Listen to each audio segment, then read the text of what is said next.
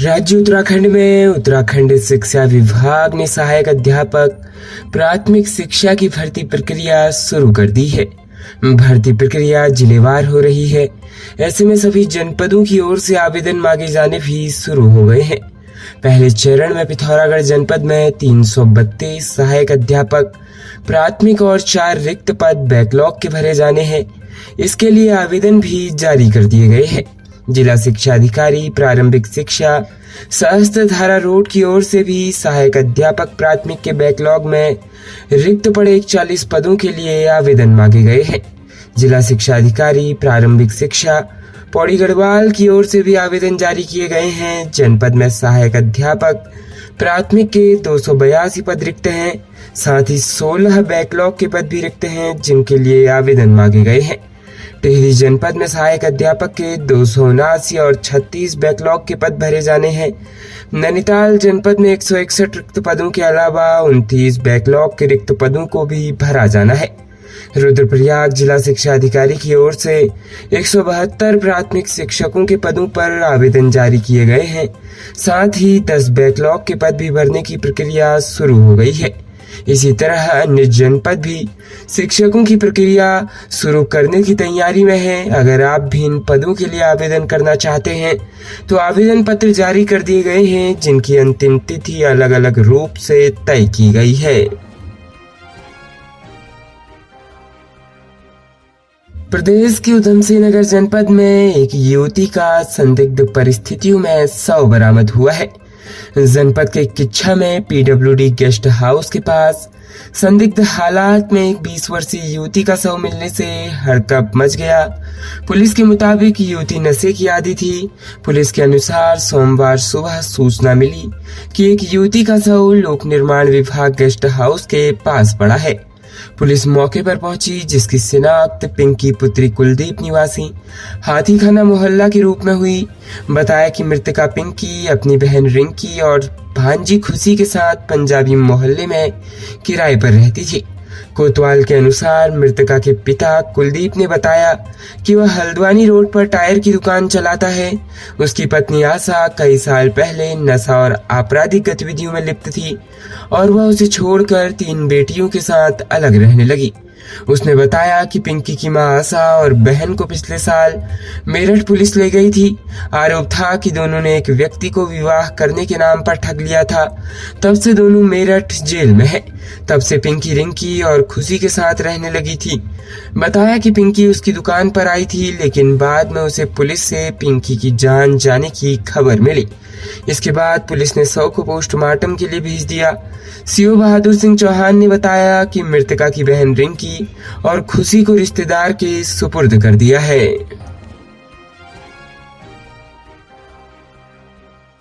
एक ऐसी सनसनीखेज खबर सामने आई है जिसने 2 राज्यों में हड़कंप मचा दिया।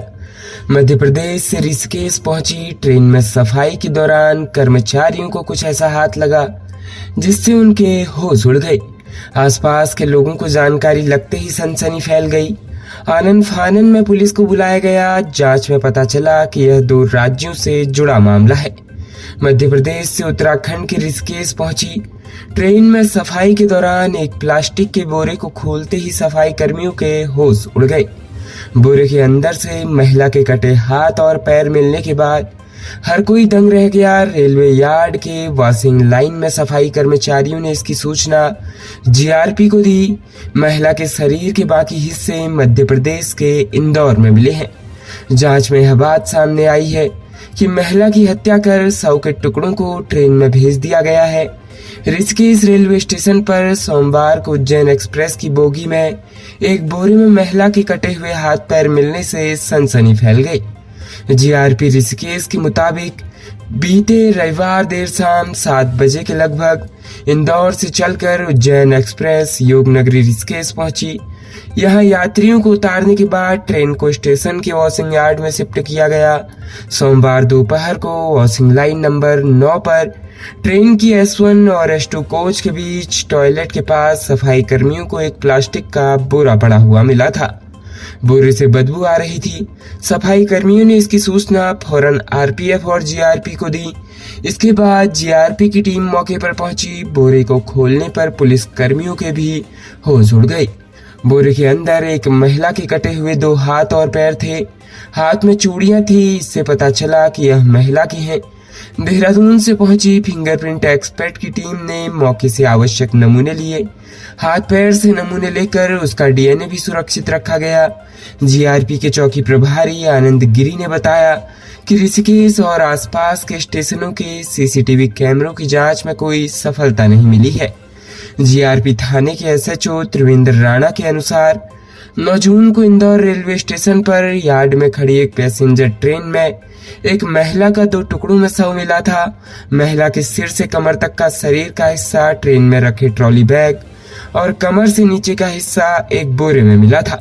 महिला के शव से हाथ और पैर गायब थे। महिला की उम्र लगभग 25 वर्ष आंकी गई।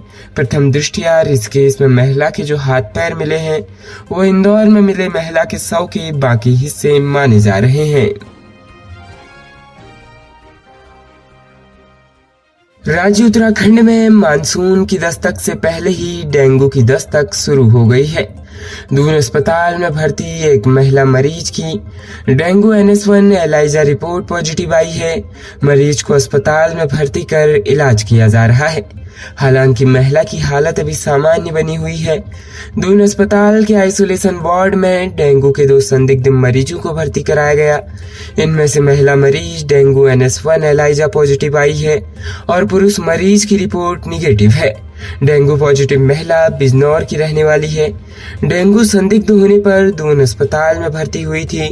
दून अस्पताल के मेडिसिन विभाग के एसोसिएट प्रोफेसर व डेंगू नोडल डॉक्टर अंकुर पांडे ने बताया कि अस्पताल में महिला मरीज की हालत सामान्य है। मरीज को अस्पताल के आइसोलेशन वार्ड में भर्ती किया गया है। इधर मानसून से पहले डेंगू की दस्तक ने स्वास्थ्य महकमे की चिंता बढ़ गई है। विभाग ने डेंगू की रोकथाम के उपायों में अपनी जान लगा दी है। प्रदेश में हेमवती नंदन बहुगुणा गढ़वाल केंद्रीय विश्वविद्यालय संबद्ध कॉलेजों ने स्नातक में प्रवेश हेतु CUET परीक्षा का विरोध किया है। महाविद्यालयों का तर्क है कि कई छात्र ऑनलाइन पंजीकरण कराने में असमर्थ हैं, जिसके परिणाम स्वरूप बड़ी संख्या में सीटें खाली है। अवगत है कि इंटरमीडिएट के अधिकांश छात्र CUET प्रवेश प्रक्रिया से अनजान हैं और उनके पास बुनियादी कंप्यूटर कौशल या अन्य आवश्यक तकनीक का काफी अभाव है। ऐसी स्थिति में पहाड़ के सुविधा वंचित विद्यार्थियों के लिए उच्च शिक्षा प्राप्त करना है, जो कि मुश्किल होता जा रहा है। सरकार को विद्यार्थियों के लिए CUET की प्रवेश प्रक्रिया की बाध्यता को समाप्त करना चाहिए। खबरों में बने रहने के लिए धन्यवाद। खबरों से प्रकाशित रहने के लिए कुमाऊनी कुटुंब को सब्सक्राइब करना न भूलें तथा खबरों को शेयर कर सहयोग प्रदान अवश्य करें।